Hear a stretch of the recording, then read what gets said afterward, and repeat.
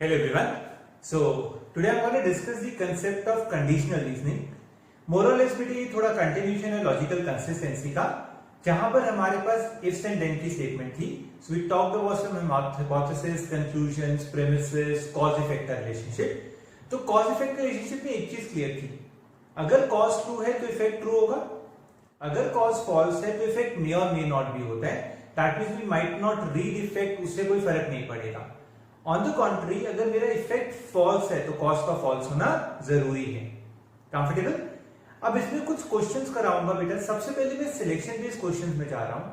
कुछ इस तरह के क्वेश्चंस होते हैं कि that you have given certain members और आपको उसमें से कुछ लोगों को सिलेक्ट करके कोई टीम फॉर्मेशन करनी है या कोई रेसिपी का क्वेश्चन आता है क्रिएट करनी out of the ingredients subject to the following conditions.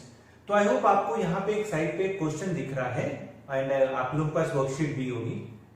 दो एक्सपेक्टेशन क्लास स्टार्ट करने से पहले, एक तो बच्चे लॉजिकल कंसिस्टेंसी की क्लास लगा ली होनी चाहिए. बेसिक इफ एंड देन के रिलेशंस क्लियर है एंड उसको करने के बाद अगेन बेटे हमेशा की तरह पहली वीडियो को पॉज करके खुद से ट्राई करो.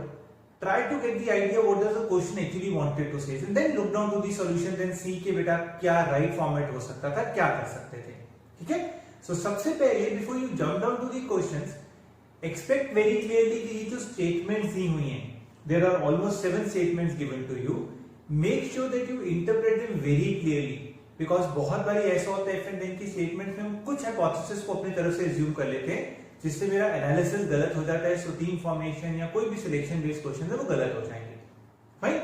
It is not about permutation combination, it is about reasoning based question now. So I hope you pause the video, try these 7 statements and just try first 3 questions. There are 6 questions in the first set. Try 3. I have not shared you the answers right now. I will be sharing the answers at the end of this class. But make sure पहले खुद से देखो आपके answers क्या निकले and what could be the actual right answer to it. Fine. Video pause करो, मैं explain करूंगा फिर. ओके. नाउ आई एक्सपेक्ट आपने एक बार वीडियो पॉज कर ली और खुद ट्राई किया. मैं कुछ समझाने लगा हूं. देखो बच्चों, जब ऐसे क्वेश्चन आते हैं, बिकॉज आज के डेट में मेजॉरिटी पेपर्स ऑनलाइन है, कंप्यूटर बेस्ड हैं, तो जब आपको स्क्रीन पे ऐसा कुछ दिख रहा है, देयर आर वेरियस हाइपोथेसिस और conclusions that could be drawn. कुछ मे भी हैं, कुछ मस्ट भी हैं. So my advice would be ऐसे क्वेश्चंस के केस में पहले थोड़ा सा स्टेटमेंट्स को क्रिटिकली समझकर एनालाइज कर लो कि स्टेटमेंट एग्जैक्टली कहना क्या चाहती है. तो मैंने go through the first statement. It says if A is selected then B must be selected. अब बच्चे आई एक्सपेक्ट कि कुछ लोगों ने इसको इंटरप्रेट गलत किया होगा. ये ऐसा नहीं कहना चाहता कि ए और बी जरूरी इकट्ठे होंगे. अगर ए होगा तो बी का होना जरूरी है. But if A is not there I could not draw conclusion for B. B हो भी सकता है और नहीं भी हो सकता. What does this means? अगर मैं टीम फॉर्मेशन में ध्यान दूंगा तो पहले के accordingly I would say A can't be alone without B, but बेटे B can be alone without A. ठीक है. ए बी के बिना नहीं आ सकता, लेकिन बी अकेला हो सकता है. अगर ए नहीं है तो भी बी का आना पॉसिबल है. सो अगर टीम में सिर्फ बी है वैलिड होगा, ए नहीं भी हो तो भी चलेगा. कंफर्टेबल है बेटे? Second says if C selected D can not be selected. अगर सी है तो डी नहीं होगा, अगर सी नहीं है तो डी हो भी सकता और नहीं भी हो सकता. But if effect is false, D is there. Effect false कब होगा? D is there. अगर डी सिलेक्ट होता है तो कॉज भी फॉल्स होगा, सी सिलेक्ट नहीं होगा. दैट मीन्स सी और डी इकट्ठे नहीं हो सकते. At most one of C and D. now बेटे at most means either one और नन. हो सकता है दोनों नहीं है, सी नहीं है डी भी नहीं है, बट अगर सी है तो डी नहीं होगा. दैट मीन्स दोनों इकट्ठे नहीं होंगे. So need to be very critical while choosing out the question. Perfect. ये स्टेटमेंट क्लियर है? फर्स्ट अलग थी, सेकंड अलग है. थर्ड कह रहा है, अगर ध्यान से देखो, अगर ई सिलेक्ट नहीं होता है तो एफ का सिलेक्ट होना जरूरी है. अगर ई है तो एफ हो भी सकता है और नहीं भी हो सकता. सो बी क्लियर. अगर ई है तो एफ हो सकता है, दैट मीन्स दोनों इकट्ठे भी हो सकते हैं. बट अगर ई नहीं है तो एफ नहीं होगा, एफ होगा जरूरी है. इफेक्ट फॉल्स कब होगा? जब एफ नहीं है तो ई का होना जरूरी है, बिकॉज कॉज फॉल्स होगा तो E has to be there. Now be very clear bete, what does this mean? The third statement means at least one of E and F. Now because most of the time such questions are followed by 4 or 5 questions, so spend 2-3 minutes analyzing the statements critically. पहला set मैंने थोड़ा मुश्किल था, probably मुझे explain आपको सारी statements करनी थी, तो इसलिए वो थोड़ी स्टेटमेंट्स कॉम्प्लिकेट की हुई हैं. माय पर्पस इज आपको सारी स्टेटमेंट्स इंडिविजुअली समझ आ जाए. पेपर में जरूरी नहीं है सारी स्टेटमेंट्स कॉम्प्लिकेटेड हो, कुछ सीधी भी आ जाती है, बट प्रॉब्लम कॉम्प्लिकेटेड स्टेटमेंट्स को लेके आता है. तो आई होप ये पॉइंट क्लियर है. ठीक है, डिफरेंस फर्स्ट, सेकंड और थर्ड का बिल्कुल अलग है. इसमें ए अकेला नहीं हो सकता, बी अकेला हो सकता है, तो ए बी भी वैलिड है, सिर्फ बी भी वैलिड है. इसमें सी और डी इकट्ठे नहीं आ सकते, 0 और 1 ऑफ देम. लेकिन इसमें कम से कम एक का होना जरूरी है. तो किसी भी टीम में अगर ई और एफ दोनों ही नहीं है तो इनवैलिड है, दोनों है तो भी वैलिड है, अकेला एक है तो भी वैलिड है. फोर्थ स्टेटमेंट के अकॉर्डिंगली अगर जी सिलेक्ट नहीं होता तो एच भी नहीं होगा, लेकिन अगर जी होता है तो कॉस फॉल्स हो गया, तो एच हो भी सकता है और नहीं भी हो सकता. दैट मीन्स जी अकेला हो सकता है लेकिन एच अकेला नहीं हो सकता, बिकॉज अगर एच होगा तो जी का होना जरूरी है. तो कुछ ऐसा है, लेकिन रिवर्स में है. इसमें H can't be alone without G है. बेटे एच अकेला नहीं हो सकता, जी अकेला हो सकता है. पहली 4 स्टेटमेंट से ज्यादा कॉम्प्लिकेटेड थी, क्रिटिकली उनमें डिफरेंस क्लियर करना था. फिर बोलूंगा अगर ऐसा कुछ आता है तो प्लीज थोड़ा सा पहले खुद से सिंबलाइज करके लिख लो. You don't have to keep looking down for every hypothesis again and again. Then it says exactly 1 among A E and G, तो एग्जैक्टली 1 है, ना एक से ज्यादा ना एक से कम. ये तो बेटे मुझे बहुत हद तक क्लियर थी. 6 स्टेटमेंट में वर्ड है if and only if. If and only if हमने किया हुआ है, vice versa has to be true. तो अगर बी होगा तो डी का होना जरूरी है, और अगर डी होगा तो बी का होना भी जरूरी है. दैट मीन्स दोनों इकट्ठे ही होंगे, वो एक ग्रुप है, या दोनों होंगे या दोनों नहीं होंगे. So they have to be together, they have to form a group. So B ना डी से अलग हो सकता है, ना डी बी से अलग हो सकता है, या आइदर बोथ और none has to be there. और लास्ट स्टेटमेंट में बेटे ओनली इफ है. तो जब हम ओनली इफ बोलते थे तो हम कहते थे ओनली इफ जिसके साथ लगा हुआ है वो कंक्लूजन है. मतलब अगर सी सिलेक्ट होता है तो F has to be selected. फिर से फर्स्ट वाला हो गया, अगर सी होता है तो एफ का होना जरूरी है. That means C can't be alone without F. Now again pause your video, एक बार इस सारी स्टेटमेंट्स को दोबारा इंटरप्रेट करो. Try to clearly understand. Questions थोड़े कंपैरेटिवली इजी हो जाएंगे, अब चीजें चूज करके आसान हो जाएंगी. ठीक है, but you need to be clear with the 7 statements. Again pause the video and try the questions, then look down to the solutions. Fine. Okay, अब बेटे क्वेश्चंस को कैसे करना है. सबसे पहली चीज, when this is which one of the following. जब भी बेटे को कहते हैं इनमें से कौन सा हो सकता है, दैट मींस मैं ऑप्शंस ट्राई करूंगा, बिकॉज बहुत सारी पॉसिबिलिटीज हैं. वो सिर्फ ये पूछने थे इनमें से कौन सी वैलिड है. जब ऐसा कुछ आ जाए, ऑप्शंस ट्राई करने की बारी आ जाए, तो मैं एक चीज सजेस्ट करूंगा बच्चे, उस केस में स्टेटमेंट्स के साथ ऑप्शंस को एलिमिनेट करना शुरू हो जाओ. किस तरह से? देखो मेरी पहली ऑप्शन जो दी हुई है that is B D E F.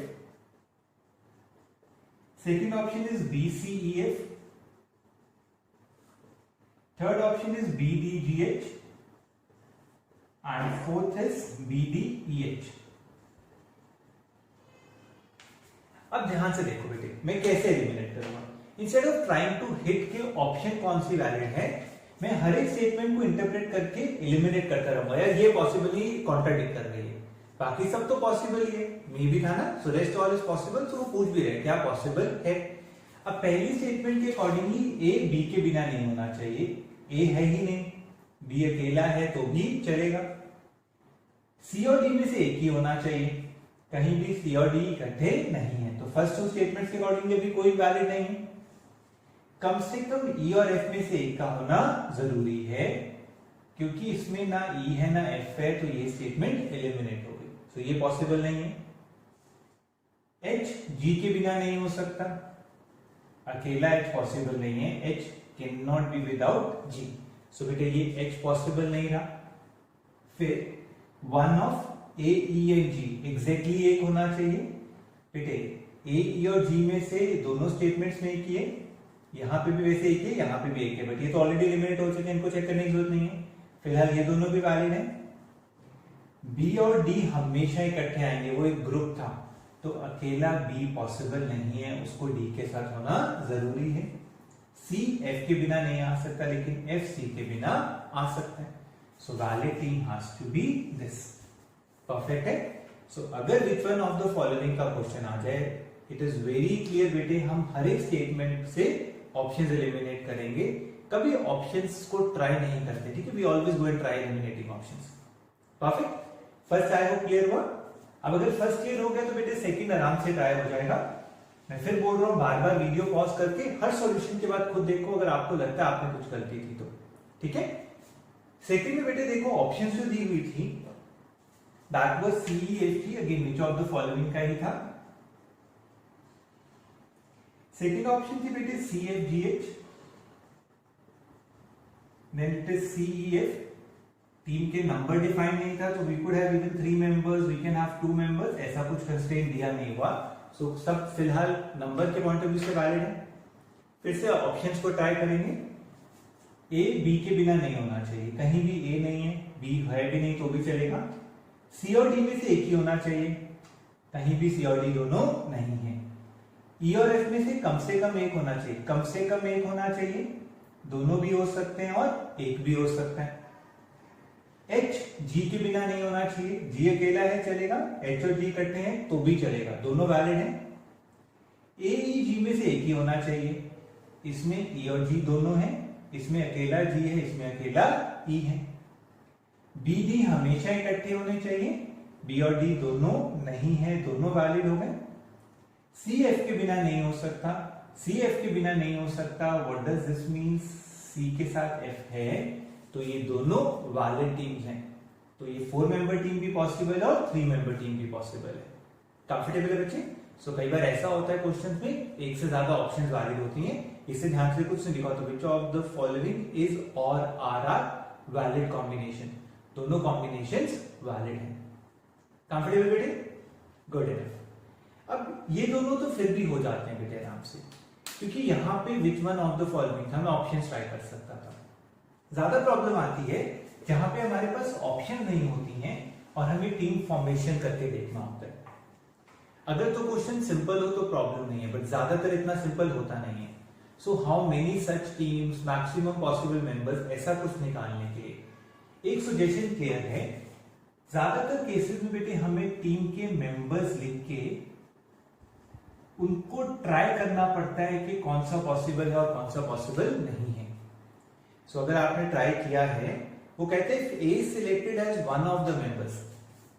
अब बेटे ध्यान से देखो, पहले मैं मस्ट और मस्ट नॉट पे काम करने की कोशिश करूंगा। ए तो आना ही आना है। अब क्योंकि ये आना ही आना है तो हम पहले काम करेंगे which must be selected and which must not be selected, बाद में मे वालों पे काम करूंगा जो हो सकते हैं नहीं हो सकते हैं। सो अगर ए का होना जरूरी है तो वी आर वेरी क्लियर, अगर ए है तो बी का होना भी जरूरी है। कंफर्टेबल है ना? क्योंकि मेरे पास ए और बी की बात हुई है अभी तक, तो मैं वो वाली स्टेटमेंट्स पे जंप करूंगा जहां ए और बी हैं। So I jump down 1 to this statement. अगर ए और बी हैं तो एक ए ई जी में से एक ही हो सकता है, दैट मींस ना ई होगा ना ही जी होगा। ये मस्ट नॉट हो गए। बी के साथ डी का होना जरूरी है, सो ए बी डी मस्ट है। कंफर्टेबल? अब जो स्टेटमेंट्स बची हुई थी उनके हिसाब से सी और डी में से एक ही हो सकता है, तो अगर डी डेफिनेटली देयर है that means C can not be there, C definitely eliminate हो गया। ई और एफ में से कम एक तो आना ही आना है, अगर ई नहीं है तो एफ का होना जरूरी है। अभी तक ध्यान से देखो, ऑप्शन नहीं है, ये मस्ट है, तो मैं कहीं पे भी एक से ज्यादा पॉसिबिलिटी नहीं बना पा रहा, अभी तक एक ही पॉसिबिलिटी आ रही है। एच जी के बिना आ नहीं सकता, तो अगर जी नहीं है तो एच भी नहीं होगा। ये कर ली थी, ये कर ली थी। सी अकेला नहीं होना चाहिए, सी नहीं है, एफ हो भी सकता है नहीं भी हो सकता। बट हुआ क्या, जब मैंने टीम बनाई तो A B D F definite हो गए और बाकी मस्ट भी एलिमिनेटेड हो गए। What does that mean? There are no more possibilities. The only possible team is A, B, D and F. So how many such teams are possible? Has to be one. Comfortable? थोड़ा सा technical होता है, I'm not denying that fact. ध्यान से करना पड़ता है. ये स्टेटमेंट समझ आ जाएगी तो प्रॉब्लम नहीं है, पहले कुछ स्टेटमेंट्स को क्रिटिकली समझना है. श्योर? फिर से वीडियो को पॉज करके अगले 3 क्वेश्चंस ट्राई करो, मैं एक्सप्लेन करूंगा.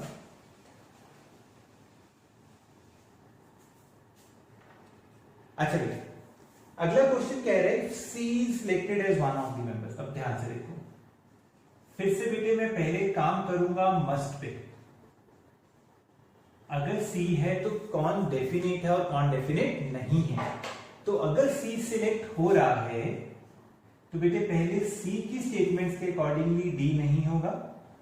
परफेक्ट है. अगर C है और D नहीं है तो B भी नहीं होगा. परफेक्ट है. और अगर C है तो F का होना जरूरी है. परफेक्ट. अगर C है तो D नहीं होगा. B और D एक ग्रुप थे, B अगर D नहीं है तो B भी नहीं है, और F C के साथ होना जरूरी है. A B के बिना आ नहीं सकता तो A भी नहीं होगा. कंफर्टेबल. अब A नहीं है, ये स्टेटमेंट हो गई. E और F में से कम एक होना चाहिए. E हो भी सकता है और नहीं भी हो सकता. मस्ट नहीं था. H G के बिना नहीं आ सकता, तो अकेला G भी हो सकता है, दोनों भी हो सकते हैं, कोई श्योर नहीं है, सारा मे और मे नॉट है. A, E और G में से एक का होना जरूरी है. अब बेटे ध्यान से देखो, क्योंकि A, E और G में से कम एक का होना जरूरी है. A तो आ नहीं सकता. सो 2 पॉसिबिलिटीज बनेंगी. या तो बेटे CF E होगा या CF के साथ G होगा. इनमें से एक तो कम से कम होगा ही, एग्जैक्टली एक होगा. तो E और G में से या E है या G है. कंफर्टेबल. हमने ये भी कंसिडर कर लिया और ये भी कंसिडर कर लिया. बचा सिर्फ H. सारी स्टेटमेंट्स हो चुकी हैं. मतलब H हो भी सकता है और नहीं भी हो सकता, लेकिन H तभी हो सकता है जब G हो. H G के बिना नहीं आ सकता. तो G अकेला पॉसिबल है, और ऐसा भी हो सकता है कि उसके साथ H हो. नंबर ऑफ मेंबर्स डिफाइन नहीं थे. So we have 3 possibilities. Either CFE है या CFG है या CFG और H है. तो ये कॉम्प्लिकेटेड सिर्फ इसीलिए है बिकॉज नंबरिंग है. हम ऑप्शंस ट्राई नहीं कर सकते. एक भी केस मिस हो जाएगा तो ऑब्वियसली आंसर गलत हो जाएगा. कंफर्टेबल? आई होप समझ आया. Good. Moving to the 5th question. अच्छा बेटे, जब ये मिनिमम या मैक्सिमम वाले क्वेश्चन आते हैं तो उसको कैसे हैंडल करना चाहिए. देखो बेटे, जब वो मैक्सिमम नंबर ऑफ मेंबर्स की बात कर रहे हैं तो मैक्सिमम के लिए मैं क्या काम करूंगा. मैं ज्यादा से ज्यादा सिलेक्ट करने की कोशिश करूंगा, क्योंकि मुझे ज्यादा से ज्यादा सिलेक्ट करने हैं. तो मैं किस पे ध्यान दूंगा, किनको एलिमिनेट करना जरूरी है. परफेक्ट है. मैंने बाकी सारे ले लेने हैं, लेकिन जिसको एलिमिनेट करना जरूरी है बस उसको एलिमिनेट करूंगा, सो दैट मुझे मैक्सिमम मेंबर्स मिल जाए. अब बेटे क्वेश्चन के अकॉर्डिंगली G ने आना ही आना है, क्योंकि मुझे इसके साथ सबसे बड़ी पॉसिबल टीम बनानी थी. तो मैं सबसे पहले देखूंगा G के साथ कौन नहीं आएंगे. इनमें G की बात नहीं हो रही. इसमें H G के साथ आ भी सकता और नहीं भी आ सकता. तो मैक्सिमम मेंबर्स देने के लिए G ले H ले लूंगा. लेकिन क्योंकि A ही G में से एक नहीं आना है और मैंने G को ले लिया, तो मैं ना A को लूंगा ना E को लूंगा. कंफर्टेबल. A ही नहीं लेने हैं. अगर E नहीं लिया तो F को लेना जरूरी है. परफेक्ट है. अब जो बाकी बच गए, C और D में से कोई एक आएगा, और B और D तो एक ग्रुप था, तो या सिर्फ C को लूंगा या BD को लूंगा. अब लॉजिकल है, अगर बड़ी टीम बनानी है तो मैं क्या करूंगा, मैं BD लूंगा, 2 लूंगा, सिंगल C नहीं लूंगा. तो मेरी कोशिश क्या होगी कि C को एलिमिनेट करके BD ले लूं, क्योंकि B और D G के साथ आ सकते हैं. ठीक है. C F के बिना नहीं आ सकता, लेकिन F C के बिना आ सकता है. तो अगर मैं C को ना भी लूं तो भी चलेगा. H G के साथ आ सकता है. तो सबसे बड़ी टीम बनाने के लिए मैं क्या करूंगा, मैं B D और H ले लूंगा. That would give me the maximum possible number of members of that team. So my answer has to be 5. G के साथ 5 मेंबर्स की टीम बनाई जा सकती है. कंफर्टेबल. लास्ट क्वेश्चन कह रहे हैं what is the minimum possible size of a team that includes D as a member. Now again minimum. ध्यान से सोचो बेटे, जब मैं मिनिमम की बात कर रहा हूं तो मैं किसकी बात करूंगा, किसका होना जरूरी है। मिनिमम पॉसिबल मेंबर्स की जब आप बात करते हो तो ऑब्वियसली बेटे आप उस पर काम करते हो कि हु मस्ट बी सिलेक्टेड। सो अगर डी है तो डी के साथ बेटे ध्यान से देखो कंडीशन में बी का होना जरूरी है। परफेक्ट है। ए ना है तो भी चलेगा, बी अकेला भी हो सकता है, तो मिनिमम के लिए मैं ए को सिलेक्ट नहीं करूंगा। सी और डी में से एक होना चाहिए, सी तो पक्का नहीं आएगा। ई और एफ में से कम एक होना चाहिए, तो सिर्फ बी डी नहीं हो सकते, उनके साथ या ई या एफ का होना जरूरी है। तो थर्ड मेंबर या ई होगा या एफ होगा। एच और जी दोनों ना आए तो भी चलेगा, लेकिन फिर से ए ई जी में से एक का होना जरूरी है। तो लॉजिकली सोचो तो बेटे अगर मैं ई को सिलेक्ट कर लूं तो ये वाली और ये वाली दोनों कंडीशन सेटिस्फाई हो जाएंगी। एफ लेता तो यहां से ए या जी में से किसी को लेना पड़ता, तो मिनिमम के लिए मैंने किसको सिलेक्ट कर लिया, ई को, उससे सारी कंडीशन सेटिस्फाई हो गई। तो minimum possible number of members in a team that includes D has to be 3 members. Comfortable? ठीक है। अब प्लीज वीडियो को पॉज करो, पहले एक बार ये सारे क्वेश्चंस खुद से दोबारा ट्राई करो, थोड़े से कॉम्प्लिकेटेड एंड कंफ्यूजिंग है। मैं फिर बोल रहा हूँ पेपर में नॉर्मली इससे इजी क्वेश्चंस दिख जाते हैं, बस इतने सारे एक्शन बर्स नहीं होते, but I hope your interpretation of every statement is clear now. Fine, so pause your video, try these sets again and move to next question, next set of 4 questions. कुछ ऐसा ही है, पहले स्टेटमेंट्स को समझो फिर उसके एक्सप्लेनेशंस को देखना, ठीक है। सो pause your video and try the next set yourself.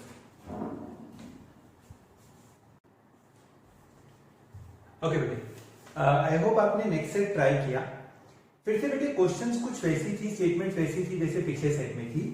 अब इसमें एक चीज क्लियर है कि मुझे सबसे पहले जो ये ए बी सी डी और ई दिए हुए हैं और दूसरा ग्रुप जो है दैट इज बेटे U V W X Y और जेड। एक चीज बेटे क्लियर थी, 5 मेंबर्स की टीम बनानी है और सेकेंड ग्रुप में से अगर मुझे 3 मेंबर्स चूज करने हैं तो इनडायरेक्टली डायरेक्टली वो क्लियरली कह रहे हैं कि मुझे फर्स्ट में से कितने मेंबर्स चूज करने हैं, 2। तो एबीसीडी में से 2 चाहिए और बाकी नीचे वाले U V W X Y Z में से मुझे 3 मेंबर्स चाहिए। शॉर्ट में लिख पाऊंगा C and D can not be selected together. तो ये पहली स्टेटमेंट अपने आप में काफी हद तक क्लियर थी, सी के साथ वी नहीं होना चाहिए, ठीक है। तो ध्यान से देखो, अगर C and D can not be selected together है तो मैं थोड़ा सा सिंबलाइज करके लिख रहा हूं कि सी और वी इकट्ठे नहीं आ सकते। जहां सी है वहां वी नहीं होगा, जहां वी है वहां सी नहीं होगा। If B is selected neither U nor V can be selected. What does this means? B के साथ बी नहीं होगा और ना ही बी के साथ यू होगा। परफेक्ट है, ये अपने आप में स्टेटमेंट क्लियर थी। बी ना बी के साथ होगा ना यू के साथ होगा, तो वैसे वर्सा ट्रू हो गया। If it is there second is not there, तो if second is there first is not there. But U और वी इकट्ठे हो सकते हैं, ऐसा कुछ नहीं कहा हुआ। Among A, D, E and Y, exactly 2 persons are to be selected. अब मेरे पास एक ग्रुप सा बन गया है कि अगर मैं ध्यान से देखूं तो A, D, E और Y इनमें से मुझे पक्का 2 ही लेने हैं। तो ध्यान से देखो, अगर A, D आ गए तो B, C, E नहीं आएंगे, A, E आ गए तो B, C, D नहीं आएंगे, कुछ ऐसा हो जाएगा, ठीक है। Exactly 2 है, कम नहीं ज्यादा नहीं। If A is in a team, at most one among U and W can be in the team. तो मेरी नेक्स्ट स्टेटमेंट के अकॉर्डिंगली क्या है, अगर E है तो उसका इंप्लाइड क्या है कि U और W में से at most एक है। What does this mean? अगर E है तो हो सकता है दोनों ही ना हो, at most है, 0 भी हो सकता है। लेकिन अगर E है तो U और W दोनों नहीं हो सकते, एक भी हो सकता और 0 भी हो सकता है। If A is selected, X has to be selected. What does this mean? अगर A आता है तो X भी आएगा, तो A can't be alone without X.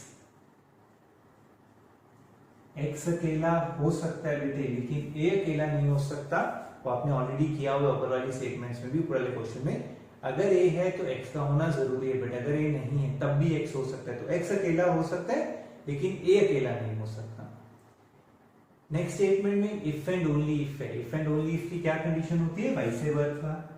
तो C and Z should be together, उनका एक ग्रुप है एक तरह से। C और Z जब भी आएंगे वो हमेशा इकट्ठे आएंगे। कंफर्टेबल? अब क्वेश्चंस पे स्विच करते हैं। अच्छा बेटे, अब ध्यान से क्वेश्चन नंबर 7 को अगर मैं ध्यान देखूं, वो कहते हैं A and Y has to be selected. सबसे पहले बेटे देखो, मुझे यहां से A को लेना है और यहां से Y को लेना है। अब A और Y से related statements A, D, E, Y में से दो ही होने चाहिए। दैट मीन्स अगर A और Y आ गए तो ना D आएगा ना E आएगा। A के साथ X का होना जरूरी है। A can not be there without X, तो A के साथ X का होना जरूरी है।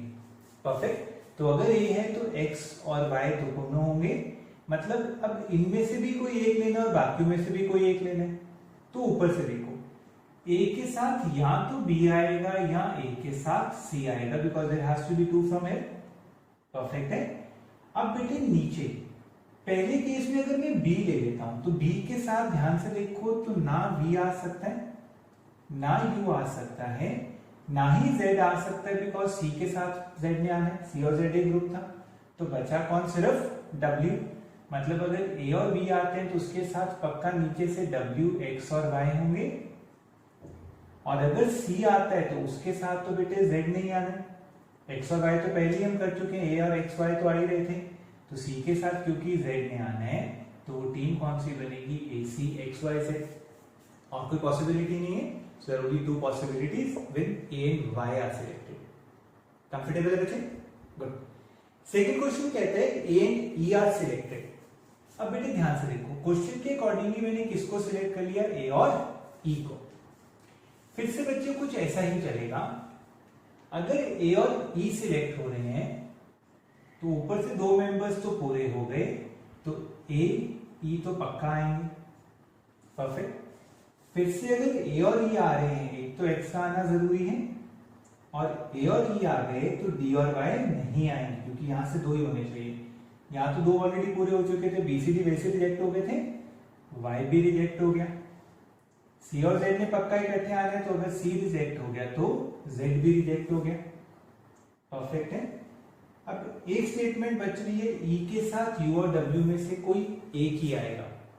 What does that means? अगर नीचे से ध्यान से देखो तो U और W जो हैं इनमें से कोई एक आएगा, तो एक तो X में पक्का आना है, U और W में से कोई एक ही आ सकता है। इसका मतलब जो थर्ड मेंबर है वो पक्का V होगा। कंफर्टेबल है?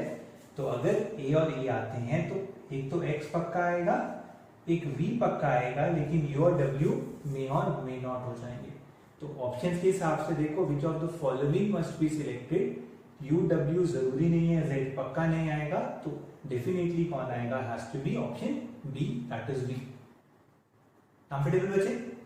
गुड। थर्ड कहता है B is selected and X is not selected. ना बी वेरी केयरफुल, इसको रिमूव कर रहा हूं।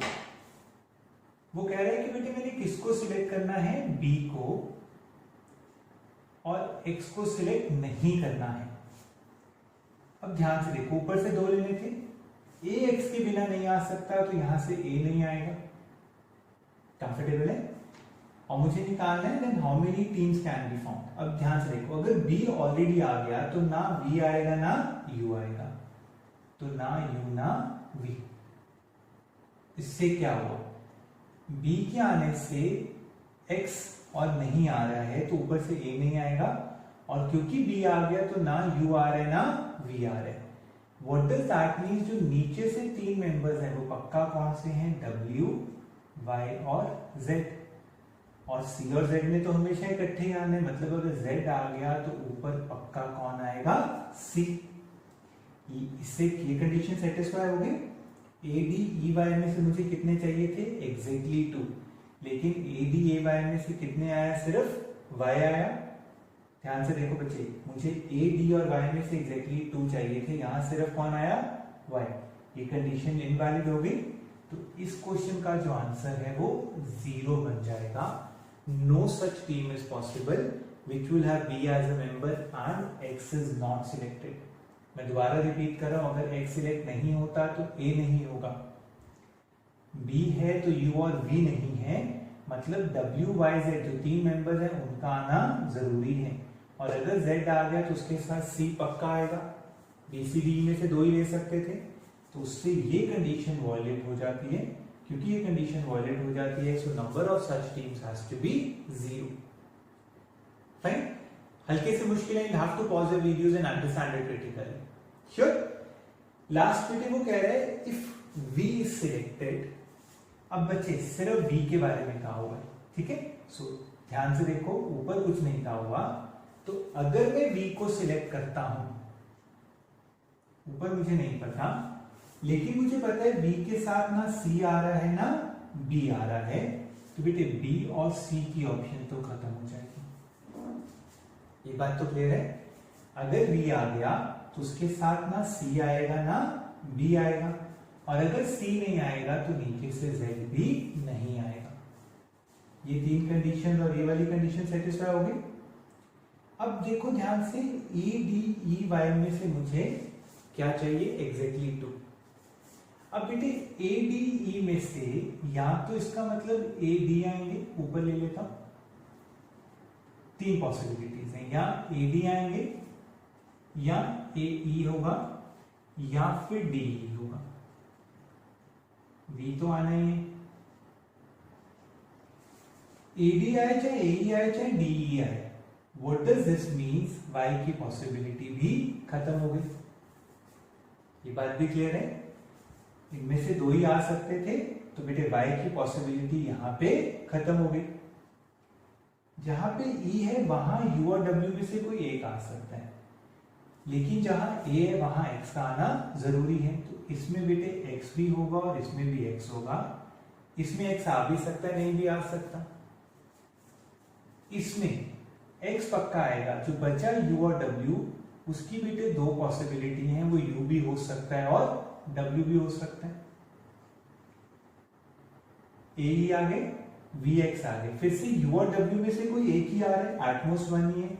फिर से बेटे दो पॉसिबिलिटीज हैं, U भी हो सकता है और W भी हो सकता है। लेकिन लास्ट केस में जब E आता है तो फिर से क्या हो गया, क्योंकि E आ गया तो U और W में से तो कोई एक ही आएगा, मतलब फिर से X का आना जरूरी है, और उसके साथ भी यहाँ u होगा या w होगा। So total number of possible cases has to be 6। Definitely थोड़ा सा टेक्निकल है, ठीक है। इन क्वेश्चंस को एक बार बेटे ध्यान से ट्राई करो, क्रिटिकली डू देम, ठीक है। I will be sharing some more questions on selection based questions, उन्हें ट्राई करो, and then definitely we will be meeting in the second class of conditional reasoning, where there are some other formats of conditional reasoning जहां पर हमें selection नहीं होती, कुछ arrangement based questions होते हैं। बट पहले मेक श्योर कि इसको ट्राई करो and try the other question that are given to you in the exercise. Will definitely have a doubts on that, right. Thank you so much for the day.